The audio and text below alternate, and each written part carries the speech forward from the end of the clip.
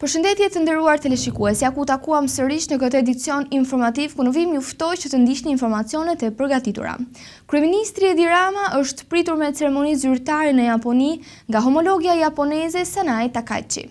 Gjatë takimit, dy liderat vlerësuan marrëdhëniet mes Shqipërisë dhe Japonisë si dhe mbështetjen japoneze për integrimin europian të vendit tonë. Rama ftoi kryeministren japoneze të marrë pjesë në samitin e NATO-s që do të mbahet vitin e ardhshëm në Tiranë. Vizita e të qeverisë shqiptare në Azi është fokusuar tek forcimi i bashkëpunimit ekonomik dhe investimeve. Kryeministri Edi Rama është pritur me ceremoni zyrtare në Japoni nga homologja japoneze Sanae Takaichi gjatë vizitës së tij në Tokyo në kuadër të turit diplomatik dhe ekonomik në Azi. Ceremonia zyrtare u zhvillua në intonimin e himneve kombëtare të Shqipërisë dhe Japonisë, ndërsa më pas dy liderët parakaluan përpara trupave ushtarake të veshura me uniforma të bardha, të cilat të mbanin në duar flamujt e dy vendeve. Pas ceremonisë zyrtare, delegacionet e dy vendeve zhvilluan një takim bilateral, ku në fokus ishte forcimi i marrëdhënieve politike dhe ekonomike mes Shqipërisë dhe Japonisë. Kryeministrja japoneze Sanae Takaichi vlerësoi Shqipërinë si një partner të rëndësishëm dhe konfirmoi mbështetjen e Tokios në procesin e integrimit evropian të vendit tonë. Shqipëria është partnere e rëndësishme për të cilat ndajmë vlera dhe parime të përbashkëta. Ne jemi të kënaqur që negociatat e antarësimit të Shqipërisë me Bashkimin Evropian po përparojnë në mënyrë të qëndrueshme. Japonia në kuadër të nismës së bashkëpunimit me Ballkanin Perëndimor të propozuar nga ish kryeministri do të vijojë të mbështesë fuqishëm antarësimin e Shqipërisë në BE. Nga ana e tij, kryeministri Edi Rama falenderoi homologen japoneze për mirëpritjen dhe theksoi se Shqipëria synon të zgjerojë bashkëpunimin me Japoninë në fusha të ndryshme. Dëshiroi të them që kjo është vizita ime e dytë në Japoni në një kohë relativisht të shkurtër dhe me shumë kënaqësi ne presim fuqizimin e kësaj marrëdhënieje. Marrëdhënia Japoni-Shqipëri është një marrëdhënie e cila është e bazuar tek vlerat dhe tek parimet e përbashkëta për botën për të cilën ne dëshirojmë të jetojmë dhe është në fakt e vërtet që e kam parë strategjinë e Indo-Paqësorit dhe e mbështesim atë plotësisht. Kreu i qeverisë shqiptare i adresoi gjithashtu një ftesë zyrtare kryeministres japoneze për të marrë pjesë në samitin e NATO-s që do të mbahet vitin e ardhshëm në Tiranë. Ne presim që të eksplorojmë mundësi të ndryshme se si mund të afrohemi me Japoninë dhe nga ana tjetër dëshirojmë t'ju themi edhe paraprakisht që vitin e ardhshëm në Tiranë ne do të organizojmë samitin e NATO-s. Për këtë arsye kam kënaqësinë e veçantë që t'ju ftoj të merrni pjesë në atë summit dhe në fakt kur të vini do të jetë edhe rasti i parë kur një kryeministër apo kryeministre e Japonisë të vizitojë Shqipërinë në një vizitë shtetërore dhe do të ishte kënaqësi që t'ju mirëpresim dhe në një farë mënyre të marrim hak për këtë mikpritje kaq të ngrohtë që ju na keni ofruar dhe na ka lënë bresa. Në fund të fjalës së tij, kryeministri shqiptar përgëzoi homologen japoneze për fitoren politike dhe vlerësoi faktin që Japonia drejtohet nga një grua. Vizita në Japoni vjen pas qëndrimit të Ramës në Korenë e Jugut dhe është pjesë e një agende intensive takimesh me lider politik dhe drejtues të kompanive më të mëdha aziatike me fokus rritjen e bashkëpunimit ekonomik dhe të investimeve në Shqipëri.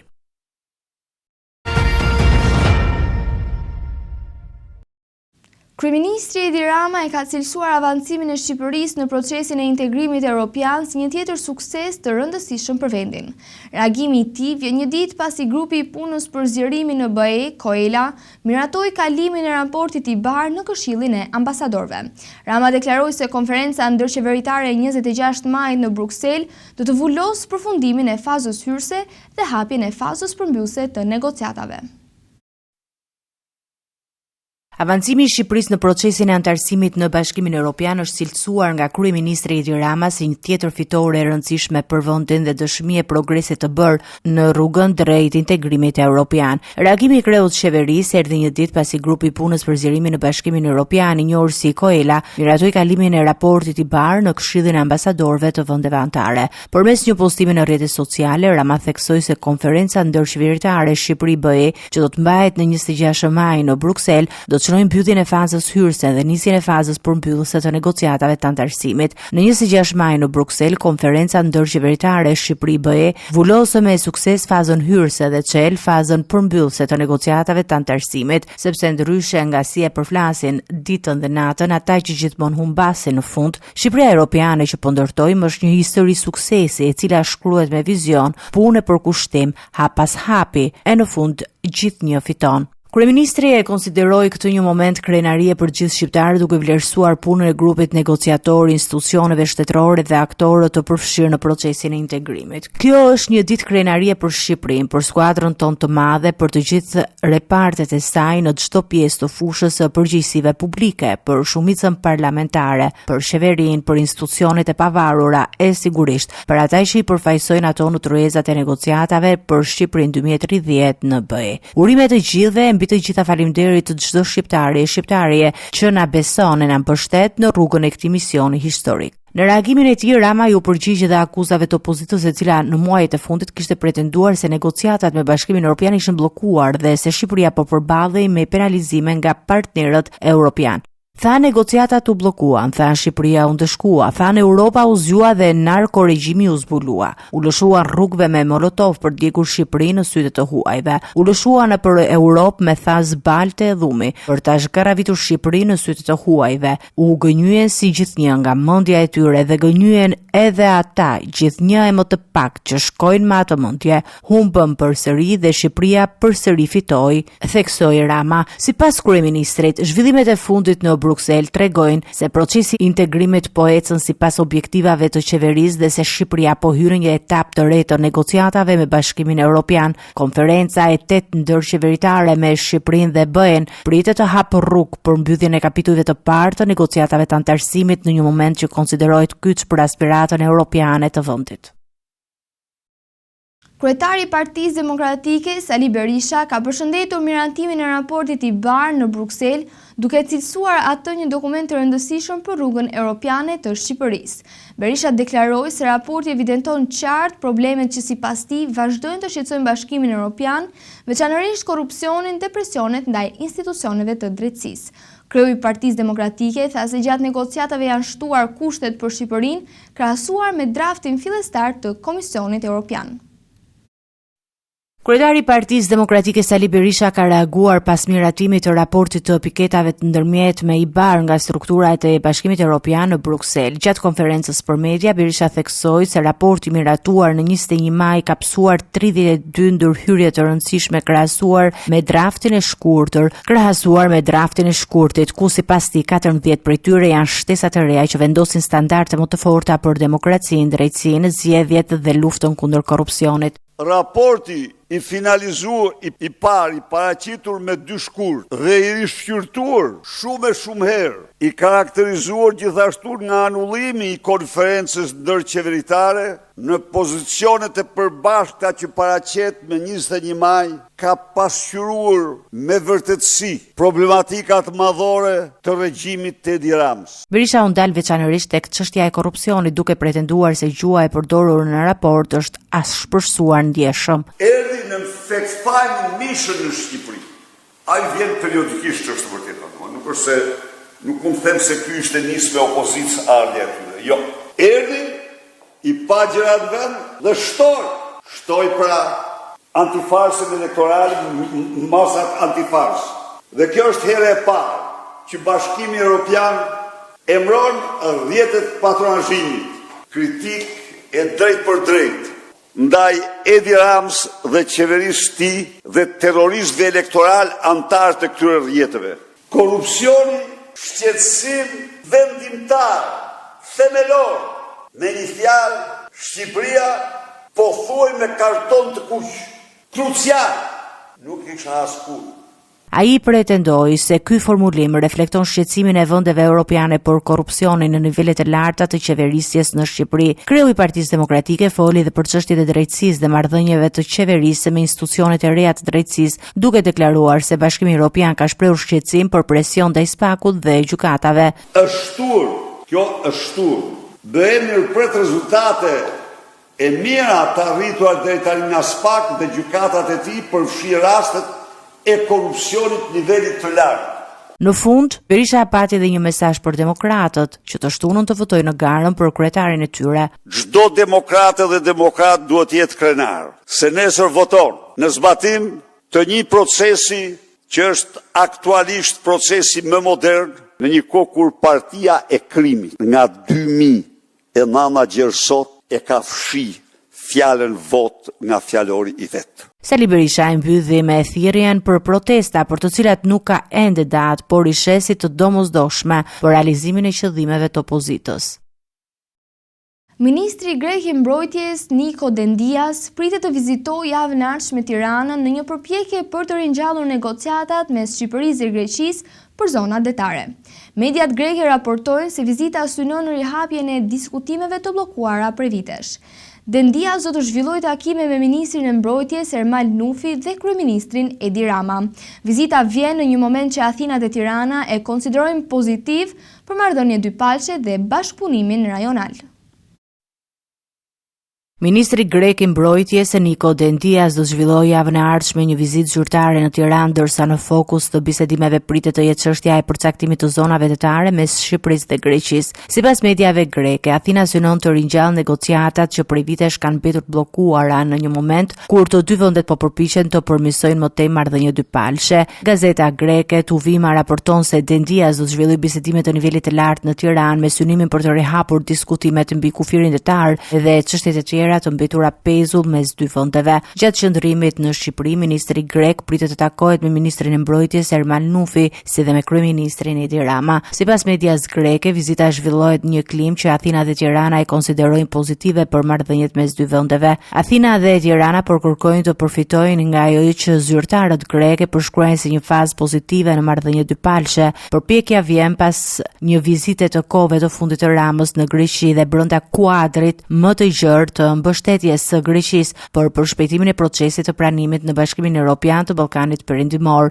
Çështja e kufirit detar mbetet një nga temat më të ndjeshme në marrëdhëniet mes Shqipërisë dhe Greqisë. Në vitin 2020, të dy vendet rënë dakord që mosmarrveshja për delimitimin e zonave detare të dërgojë për shqyrtim në gjykatën ndërkombëtare të Hagës, megjithatë procesi nuk ka avancuar me ritmet e pritshme. Ndërkohë, gjatë vizitës së tij të fundit në Greqi, kryeministri Edi Rama deklaroi se Shqipëria mbetet e gatshme të diskutojë të gjitha çështjet e hapura mes dy vendeve, përfshirë edhe ligjin e luftës që Greqia mban ende formalisht ndaj Shqipërisë. Vizita e ministrit grek të mbrojtjes shihet si një tjetër përpjekje diplomatike për të shtyrë përpara dialogun mes dy vendeve dhe për të krijuar një klimë të favorshme për zgjedhjen e çështjeve të mbetura pezull.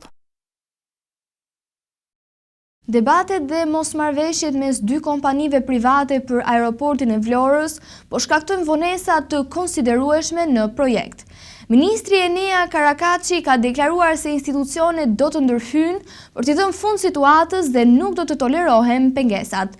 Ndërkohë, sipërmarrësi Behgjet Pacolli ka ngritur akuza për bllokimin e punimeve dhe situatën kaotike në kantier.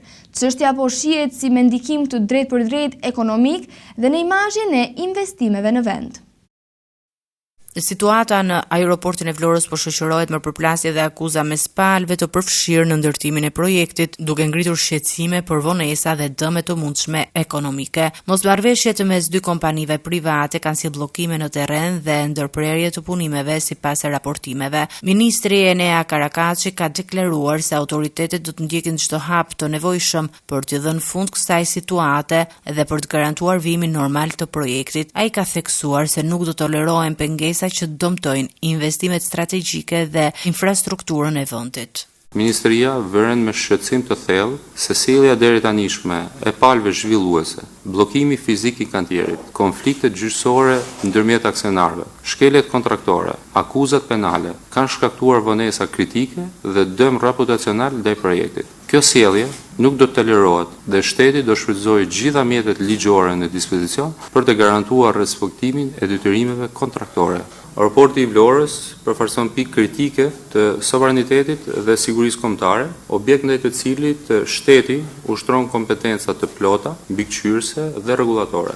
Mosoperimi ose bllokimi i tij nuk është thjesht çështje biznesi privat, është çështje interesit publik dhe shtetëror. Pavarësisht natyrës private të mosmarrveshjes, asnjë nuk ka të drejtë të mbajë peng një infrastrukturë me rëndësi kombëtare. Zgjidhja e konfliktit është detyrë e palëve dhe gjykatave kompetente, por subjektet duhet jenë të qartë që asnjë mosmarrveshje mes tyre nuk përbën shkak për moszbatimin e detyrimeve kontraktore dhe garantimin e operacionalitetit të aeroportit, që janë detyrime të shoqërisë. Nga ana tjetër, sipërmarrësi Bexhet Pacodhi ka reaguar në rrjetet sociale duke e cilësuar situatën në aeroport si të papranueshëm dhe të bllokuar. Sipas tij, punëtorët shqiptar, inxhinier dhe nën-kontraktor nuk po lejojnë të hyjnë në kantier, ndërsa hyrja në objekt mbahet të kontrolluar nga roje private në prani edhe të policisë së shtetit. Punëtorët shqiptar, inxhinier dhe nën-kontraktorët që kanë ndërtuar këtë aeroport nuk po lejojnë të hyjnë në vendin e tyre të punës. Hyrja vazhdon të mbahet të bllokuar nga rojet private në praninë e policisë së shtetit. E megjithatë, pjesa më e madhe ndodh brenda territorit të aeroportit. Mbi 50 inxhinier kinez ndodhen ende të izoluar brenda kampit të Mako në kushte krejtësisht të papranueshme. Ai ka përthirrje institucioneve shqiptare që të ndërhyjnë menjëherë për zgjidhjen e konfliktit, duke paralajmëruar se zvarritja e mëtejshme po dëmton jo vetëm ecurinë e projektit, por edhe imazhin e Shqipërisë përballë investitorëve dhe partnerëve ndërkombëtar.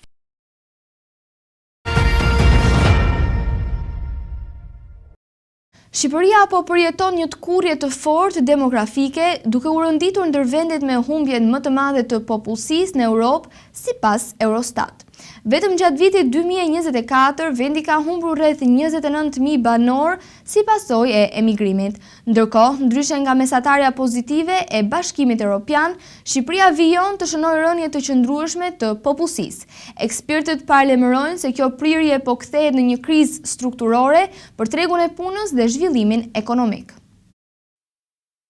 Shqipëria po shfaq një nga ritmet më të larta të tkurrjes demografike në Europë, edhe pse nuk ndodhet në kushte lufte apo krize të drejtë për drejt humanitare. Të dhënat më të fundit të Eurostatit tregojnë se gjatë vitit 2024 popullsia e vendit të shtullur në rreth 12 persona në çdo 1.000 banor, një tregues që lidhet kryesisht me emigrimin e vazhdueshëm. Në total, kjo përkthehet në rreth 29.000 qytetarë që kanë lënë vendin brenda vetëm një viti, duke ndikuar drejt për drejt në strukturat sociale dhe ekonomike të vendit. Ky trend e vendos Shqipërinë në kontrast të plotë me mesatarin e Bashkimit Evropian, i cili rezulton pozitiv me rritje prej plus 5.2 për 1.000 banor. Raporti evidenton gjithashtu se Shqipëria ka nivelin më të lartë të largimeve edhe në krahasim me vendet e Ballkanit Perëndimor, ndërsa rënja e lindshmërisë po e përshpejton më tej procesin e plakjes së popullsisë. Kjo situatë po krijon presion të shtuar mbi tregun e punës, sistemin e pensioneve dhe zhvillimin ekonomik afatgjat. Në analizat krahasuese theksohet se disa vende të Europës lindore dhe qendrore si Estonia, Lituania, Polonia dhe Hungaria kanë arritur të ndryshojnë kahun e këtij fenomeni. Këto shtete kanë zbatuar politika që synojnë rritjen e pagave, mbështetjen e familjeve të reja dhe krijimin e mundësive të reja punësimi, duke e kthyer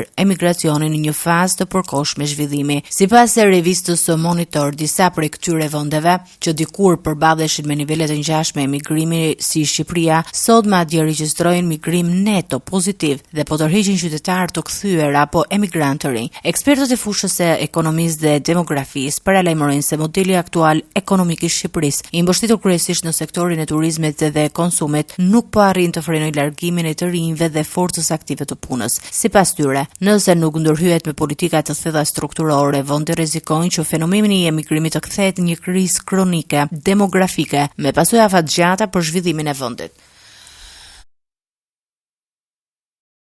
Gjykata e posaçme ka vendosur të lërë në fuqi masën e arrestit me burg për ish-drejtorin e Autoritetit Rrugor Shqiptar Evis Berberi. Ai kishte kërkuar zëvendësim të masës së sigurisë me garanci pasurore, por kërkesa nuk është pranuar nga trupa gjykuese. Berberi po gjykohet me procedurë të shkurtuar dhe ndodhet në paraburgim që prej marsit të vitit 2024. Ndaj tij rëndojnë akuza për korrupsion, pastrim parash dhe shkelje të barazisë në tendera. Ish-kreu i Autoritetit Rrugor Shqiptar Ervis Berberi do të vijojë të qëndrojë në masën e arrestit me burg pas vendimit të dhënë nga gjykata e posaçme. Berberi kishte kërkuar ndryshimin e masës së sigurisë duke ofruar edhe garanci pasurore, por argumentet e paraqitura nga mbrojtja nuk janë pranuar nga gjykata. Ai ndodhet në paraburgim që prej 14 marsit 2024 dhe çështja e tij po shqyrtohet me procedurë të shkurtuar. Një muaj më parë, prokuroria e posaçme kërkoi dënimin e 21 zyrtarëve në një total prej 52 vitesh burg ku vetëm berberi dhe për një ish drejtor janë kërkuar 10 vite burg. Sipas hetimeve, berberi akuzohet për korrupsion, pastrim parash dhe shkelje të barazisë në tendera. Prokuroria ka kërkuar gjithashtu si dënim plotësues ndalimin e ushtrimit të funksioneve publike për një periudhë 5 vjeçare. Në kuadër të hetimeve janë sekuestruar dhe rreth 6 milion lek me valuta të ndryshme, euro dhe pound, të gjetura në banesën e tij. Çështja vijon të shqyrtohet në gjykatën e posaçme, ndërsa pritet që në seancat e ardhshme të paraqiten edhe argumente përfundimtare të palëve.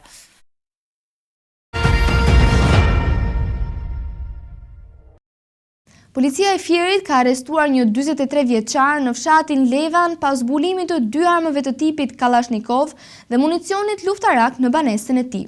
Sipas policisë, armët mbaheshin pa leje dhe janë sekuestruar për ekspertizë në Institutin e Policisë Shkencore. Autoritetet po hetojnë nëse ato janë përdorur në ngjarje të mëparshme kriminale. Ndaj tij rëndon akuza për mbajtje pa leje të armëve dhe municionit luftarak. Një 43 vjeçar është vënë në prangat e policisë së Fierit pasi gjatë një kontrolli në banesën e tij janë gjetur dhe sekuestruar 2 armë zjarri automatik tip Kalashnikov, si dhe një sasi municioni luftarak. I arrestuari, identifikuar si Vasil Osmani, banues në fshatin Levan të Fierit, i cili dyshohet se i mbante armët pa leje në banesën e tij. Sipas njoftimit zyrtar të policisë, armët e sekuestruara do të dërgohen në Institutin e Policisë Shkencore, ku do të kryen ekspertizat përkatëse për të verifikuar nëse ato janë përdorur në ndonjë ngjarje të mëparshme kriminale. Policia bën me dije se materialet procedurale janë referuar prokurorisë së Fierit për veprime të mëtejshme ligjore. Ndaj 43 vjeçarit rëndon akuza për armbajtje pa leje dhe prodhimi i armëve shpërthyese dhe municionit luftarak, vepër për të cilën parashikohen masa të rënda penale sipas ligjit në fuqi. Hetimet vijojnë për të zbuluar origjinën e armëve dhe mënyrën se si ato kanë përfunduar në posedimin e tij.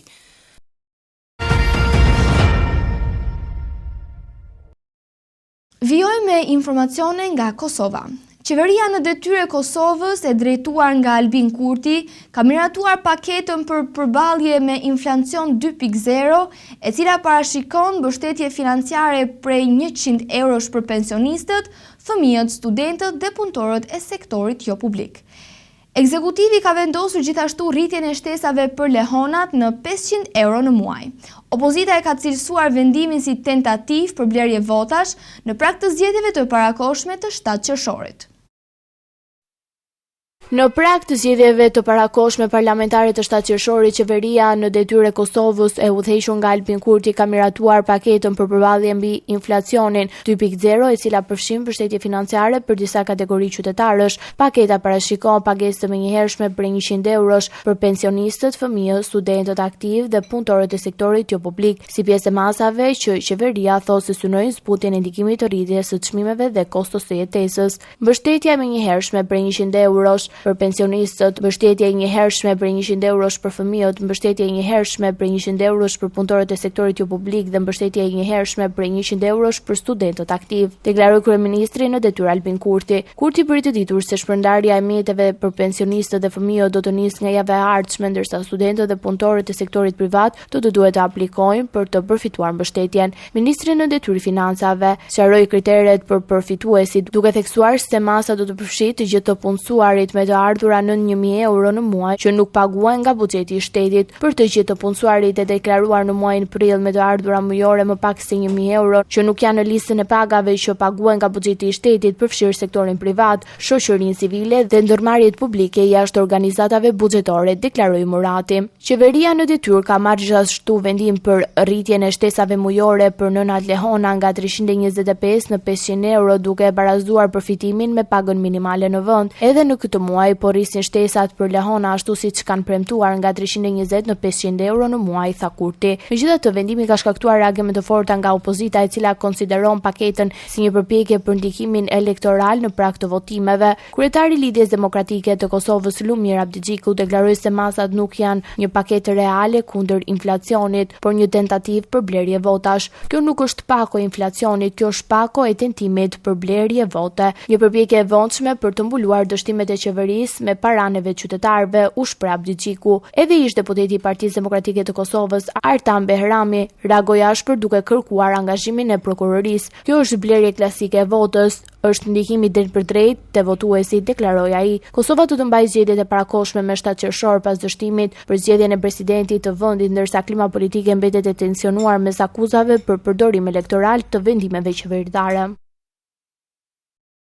Komisioni Qendror i Zgjedhjeve në Kosovë ka certifikuar listën përfundimtare të votuesve për zgjedhjet e parakohshme të 7 qershorit.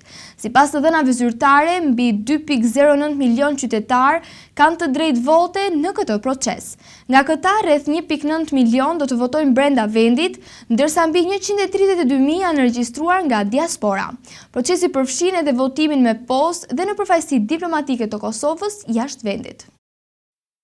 Komisioni Qendror i Zgjedhjeve ka certifikuar listën votuese për zgjedhjet e parakohshme të 7 qershorit për Kuvendin e Kosovës, duke përcaktuar numrin përfundimtar të qytetarëve me të drejtë vote në këtë proces. Sipas të dhënave të KQZ-s, numri total i votuesve është mbi 2.092.000 qytetar, duke shënuar një rritje më shumë se 15.000 votuesish krahasuar me zgjedhjet e 28 dhjetorit 2025. Nga listat e certifikuara, mbi 1.9 milion qytetar kanë të drejtë vote brenda territorit Kosovës, ndërsa mbi 132.000 votues janë regjistruar për të votuar nga jashtë vendit. Prej votuesve të diasporës, mbi 100.000 janë regjistruar për të votuar përmes postës, duke dërguar flet votimet në kutit postare të përcaktuara në vendet ku jetojnë. Sipas KQZ-s, mbi 22.000 qytetarë do të votojnë për herë të parë në këto zgjedhje të parakohshme, duke u bërë pjesë e procesit elektoral për herë të parë. Procesi i votimit brenda Kosovës do të zhvillohet në 949 qendra votimi, me gjithsej 2550 vend votime në të gjithë vendin, ndërkohë votimi jashtë vendit do të organizohet në 30 përfaqësi diplomatike të Republikës Kosovës, përfshirë 17 ambasada dhe 13 konsullata, ku do të jenë të hapura gjithsej 47 vend votime. Sipas njoftimit të KQZ-s, votimi fizik në përfaqësi diplomatike do të zhvillohet në 6 qershor 2026, një ditë përpara procesit zgjedhor brenda vendit. Autoritetet zgjedhore theksojnë se të gjitha përgatitjet po ecin sipas planit, me synim garantimi në një procesi të rregullt, të sigurt dhe transparent zgjedhor.